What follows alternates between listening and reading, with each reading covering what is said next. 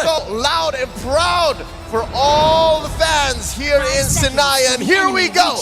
Game 1 between Echo and Team HAQ. Right off the bat, you can see Hilda is already finding her way into the opposition jungle. Here it comes, but we're gonna have a red star, seems like. Yep. It's a mirrored start, and you called it, it's Grok in the jungle. Yep. The Grok in the jungle, it's, again, just something that's really flexible, right? That's the only thing I have to say. We haven't seen much of this right now. Min actually still jumping into the enemy jungle onto Carl TZ. Min's gonna be stunned up as Sanji jumps in with a rotation. That's gonna be the wall popped in, and Min's gonna be caught low. Has a sprint, Sanji the flicker, finds first blood. And there you have it. That's the loud and proud from Echo. They were not expecting a quick response. Team HAQ, Echo seems to have found a solution. Yeah, but a lot of times what Team HAQ does with Hilda is they will die a few times in the early game just to grant vision. Sometimes they just don't care about this early game death. They know, okay, I'm going to sacrifice myself, but the vision is more important. You can see Hilda, despite the death, is now making her way onto the bottom side to find more aggression already. But the question is, was it 400, 300 gold in the first minute worth it, right? Yes, absolutely. I mean, oh, here we go. There's a lot being placed in with a wild charge, and even that Jeet Kune Do. Yaoi picks it up in the end, and it's still just 2-0. Great start for Echo. Dave, I said, was it worth 300, 400? Now is it worth 1,000? Outside, another pickup for Team HAQ. Now they have really opened up the map on the top lane. 12 seconds before the turtle. Panda is going to be dove on that final hit, and he fades away. Benny picking up a whole lot of turret gold too, and it's 1,000 on the board already for Echo.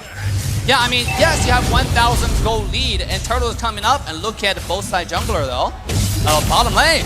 Min able to dish out so much damage, but Benny still is able to survive. Meanwhile, the top lane, Yaoi finds the Jeet Kune Do flicker, brings the jungler back to Sanji for him to pick up, and it's turtle number 1 secured by Echo. Dave, are you seeing this? It's about 2K ahead in 2 minutes. Yeah, I know, it's absolutely insane. This is aggression on aggression right here. Hilda is already, again, looking for a vision here, but sometimes if you actually die too much in the early game, it might not turn your favor in this case, right?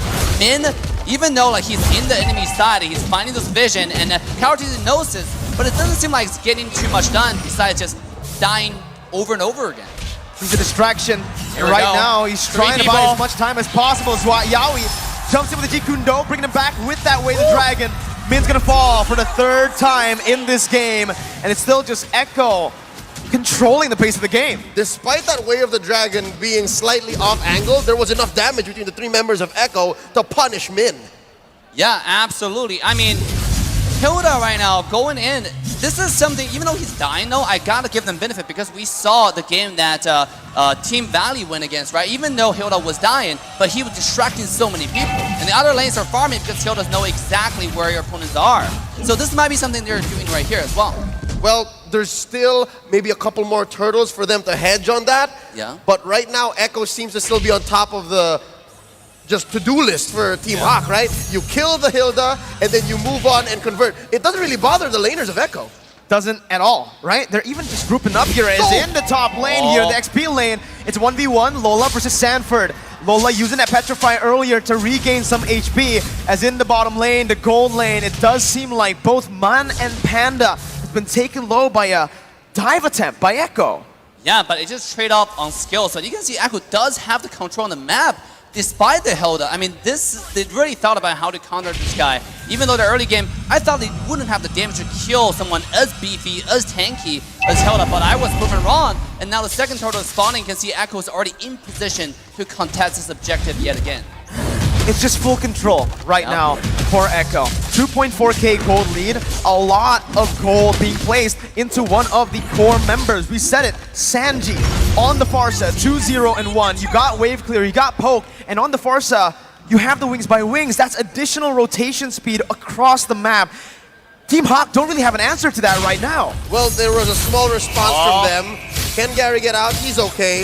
I think this is the response from Team HAQ, is just try to pressure Benny. Send dudes down to that gold lane. Yeah, I mean, look at Yaoi here on the bottom side, getting vision from the Hilda. Let's take a look at item right now as well as emblems. It's like both sides are picking about a similar, you know? For marksmen, they just want to have a safe laning phase. Yeah, what worries me is the difference between the different junglers, right? It's a clear tank utility jungler on all drop. right. But wait, Yaoi! An uncharacteristic miss from Yaoi as he gets punished. Min picks up a kill. Honestly, in that conversion, Min, I think that's the worst player to have a kill on, especially considering he's just been the distraction for Team HAQ. Yeah, absolutely. I mean, once you get a kill, you reset the goal count. If you die again, that's another 200 gold to the enemy pocket. Especially you lose the key winning condition, which is the vision factor. Yeah, but at this point, I think THQ, HAQ, is just happy to have a kill, right? Punish the lover boy, and they go from there.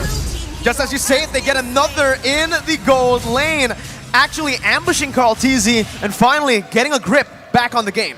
You know, I gotta give some credit to Team HAQ's entire draft strategy or philosophy. The Dairoth is one of the best characters, fighters to kill tank. You know, now you're thinking about it, yes, they're lacking qual control, but because it's so easy for them to kill tanks, just with a little bit of slow that they have, they're able to do it. And we can expect for this to get a little better as they get items and they build up confidence and they figure out what exactly Echo is trying to do as they push this bottom lane turret. Oh, what a mirror move. Top lane too. Echo gets that. Trade, right? XP for gold, and Lola had to just give up that XP lane. Knowing he was playing the weak side of the map, he would much rather just come to the mid lane, rotate over, and help the other members. But right now, it does seem like Yaoi wants to look for just additional mid control with Sanji, as that is actually going to be Yaoi once again poked down by Min. Mon's rotating already, but pay attention. The Echo's positioning is called. He jumps into the wild charge. Sanford joins in, and it's an all-out collapse. Called. He's gonna fall, but Lola jumps into the back line with Petrify, finding Yaoi. The Furious Dive not able to find them, but Team HAQ have won the team fight. They're going on to the turtle, and this is the turnaround. A tough 5v4 situation for Echo that Team HAQ capitalized on. Dave, HAQ got a turtle here.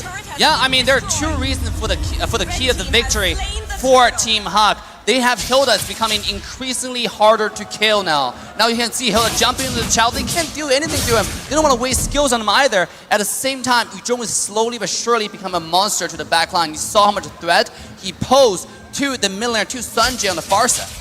And we're expecting that exactly, right, from Team HAQ. They survived the early game counter from Echo on that Hilda strat, and then now there's this mid-game power spike. The mid-game power spike is going to be quite massive for both of these teams, like looking at their compositions. But honestly, I do feel like the later the game goes, it's so even. Both teams have just drafted themselves for a very good early, mid, and even late stage. But it does seem like Echo's making a comeback here. I mean, sorry, Team HAQ is making a comeback. Look at Echo's marksman. Look at Benny QT on the carry. 58, 6,000 gold, about 1,200 gold ahead on the opposition. This carry is going to be an absolute unstoppable force in a little bit. Yeah. Early pop on the finish. Here comes Lola. Black Dragon formed by Lola, trying to find someone. Out called. He's going to be petrified there, but does have the wild charge to get out. Now Team HAQ once again jumping in. Yaoi going to be able to find the way into Dragon, but it's going to be brought back to the team. Panda with an amazing position right now, but it's going to be Benny QT free hitting as well. Oh! Flickering forward against the members. Benny QT still able to find some damage before getting shut down by Min. Sanford now running back. It's a 3-for-2. A flicker forward by Benny. Holy moly. But by the airstrike comes in. Panda still able to fall. Actually, but damage is enough. Now it's gonna be 1v3. Oh! Min gets shut down, and Sanji picks up a double. A delayed wipeout off the back of the Storm's aggression. Benny Cutie has entered the building. Yes, Benny QT with the flank on the marksman. We talk about Echo's character playstyle is to split push, is to flank, and they do it on every single position, including the marksman. That's insane. Yep, you're expecting the split push or that angle from Benny Cutie from Echo in the late game, and we were just talking about that mid-game spike, and again, this is the evolution of the Storm, but Benny has arrived, man, very low. Sanji's gonna be caught, shut down by Gary. This is it. It's gonna be the flicker, actually by Carl TZ. Lola jumps in the back line. Benny with no flicker. Lola versus the world right now. He's still able to dish out the damage, taking a kill back, and even surviving with one. Carl TZ gonna be gunned down now with Panda chasing him. It's a 4-for-0 for Team HAQ. The goal's been equalized, but Echo found the Lord. The Malaysians have caught the Filipino team slacking, and yeah, they got the Lord, but they just had one dude left. 4 for none. Team HAQ on the swing back. Yes, Echo used everything they got to burst down the Lord, and Malaysian team find the opening. They just find one target at a time, starting from the mid laner. This is a very, very united team. 5 men moving together. You can see just sweep through the opposition on the map, one after one. This is so good to watch. Oh my goodness. Oh, Echo didn't even get to capitalize on the Lord. Yep. Yeah, it fought what, maybe 5 to 10 seconds? But Echo now have to reconsider. Oh, yeah, we get here we to go. On to Min. He's gonna be Very. bursted down, melted, taken out of the game. Now you see him, now you don't. Looking at it, Man still wants to be able to clear this wave, defending the tier 1 in the mid lane. Let's talk about how Team HAQ fought with a 5,000 gold deficit and won. It's sometimes not about a goal deficit, it's about number advantage, right? They started off with 5-on-1 to take down Sunji in the mid lane, and then they move on to the Lord and start taking over the fight. So because of one fight alone, they even up the total gold, and now actually on top, the one I'm actually worried about is still going to be Benny QT on the late game. This guy's getting so much farm, and if you can't kill Carry next time, it might be Carry turning around and wipe out the entire side of Team HAQ. All right, good news, bad news. Benny Cutie is a brewing storm. He showed us a little bit of what he can dish out later on, but bad news is there's an answer. Lola will constantly be looking for him. So I guess it's more of a matter of deterrence. Like, can I find you? And are you going to have the confidence to find that angle again, knowing that I'm here? And I think right there, especially in the fight that Benny flickered forward, it was great for them because it was a curveball, right? As a Yuzong, as you know, if you're Lola, you would expect, I want to dive to the back line. For Min too. If Benny flickers forward, they're like, wait, He's not here. he's not here. What happened? No, it's home. It's actually the opposite. It's like a reverse psychology, should I say? They do the things that you least expect. Here comes Min, finding the vision. He does not care. Walking through every bush safely. But here comes Gary. Oh, Yowie! Finds the Kundo, but only to Min right now. That's gonna be the wild charge, knocking 3 up, but that's the real world inflation doing damage. Man now still gonna be able to sprint out as Gary jumps in. Sanford to be able to find the kills. Lola still able to actually back off. Easy and Benny right now looking for some more, but it's just the roamer traded in for the mid laner. Echo with a favorable trade. Wow, what a trade right here. And this is what I was talking about. Lola trying to find the flank again onto Carry, but Benny QT is getting tankier and tankier as we go. If you cannot one-shot this marksman, she will turn it around and everyone will perish. Yep, and again, icing on the cake, Benny Cutie did not need to use his flicker to win that engagement. That's so good for Echo. And it's gonna convert into this Lord. I just don't know if it's for free. I'm not sure if Team HAQ is even considering going for a contest, but the way the map looks, it looks like, yeah, Echo is going to score a Luminous Lord. Oof. That's going to be really tough for Team HAQ. Even while they had the gold lead just for a bit, they weren't able to convert on objectives. Now, they're finally able to find a turret tier 1 up top, trading it for the Lord. But with this composition, Echo just has a bit more to say when it comes down to sieges. Yeah, absolutely. You have Farsight with a lot of pressure with the ultimate. Lord is going to go down from the top side. That means the mid 2 towers are not going to stand for any longer. Yep, given that the first Lord, yeah, Echo just flubbed that. THQ, they defended so well. Now, the minions have become enhanced even more, so they can leave lanes and start going. Oh, Sanji, pop in an early feathered airstrike. Yeah, we looking for an angle. Can he get it? All right, main artery penetrated. Echo making moves on the map. Tier 1 taken down in mid lane as they focus once again to rotate across the map. Min already positioned. Sanford spots him, but Min still wants to just act as a distraction, buying as much time as possible. Meanwhile, though, you do see in the mid lane and even in the bottom lane, the tier 2 was taken down. Team HAQ still able to micromanage really well, taking the Lord down and defending pretty well. Yeah, they only lost, I think, like 2 towers, one on the bottom side, one in the mid. I mean, Echo, even though they synced the wave really, really well, but Team HAQ surprisingly able to pull off this defense. I think largely it's thanks to Eve and Arthel. They're doing all right here, so again, it's another swing back. Echo at the lead once more, a very, very small lead, mind you, but the map is looking blue all throughout. I think that's what happens when you get these major objectives and your opponents are forced to rotate together. See how closely Team HAQ is. Oh, and you can see, honestly, just the way Man's playing, right? He's trying to bait out Yaoi's Jikundo flicker because he does have that Purify, right?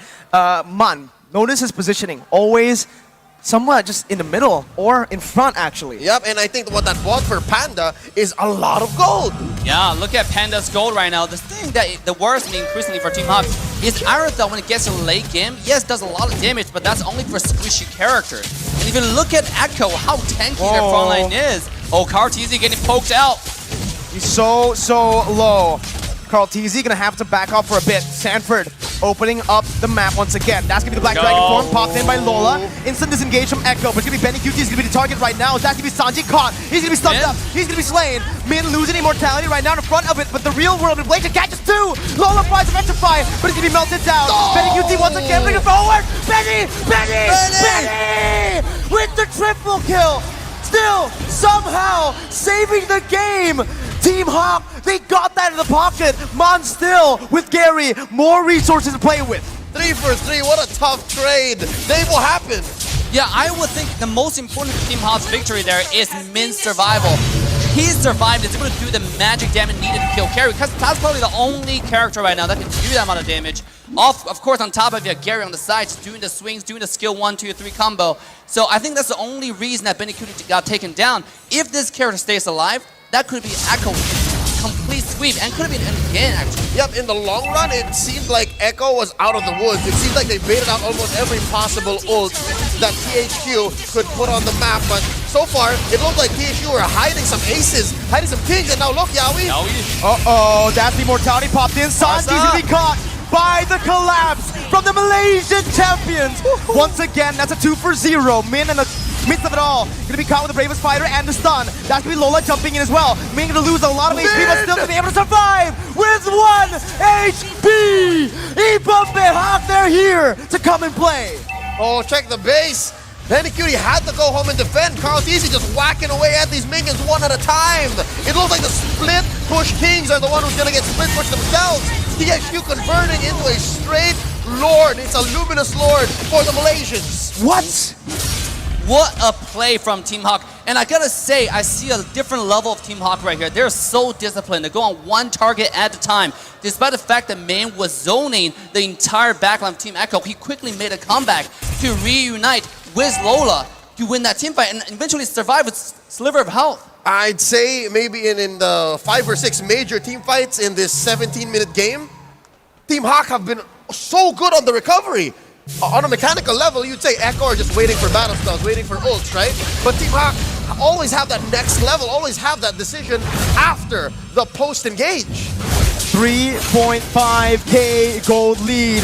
The 17th minute of the game with the Evolved Lord, Enhanced Lord still marching down in that bottom lane. This is a tough defense. Can Echo do it? Looking for that first engage. There's a feather there, strike. Slowly but surely, Team HAQ making their way in. Black Dragon form! Lola into the midst, jumps in, gets out with the Furious Diamonds. That's gonna be the bravest fighter, catching Panda. Instant flicker away by Panda right now. That's gonna be Sanford, still surviving. Echo have cleared the Lord out. Team HAQ deciding to go back to the mid lane. Gets the base turret down, rotating up top. Yawi!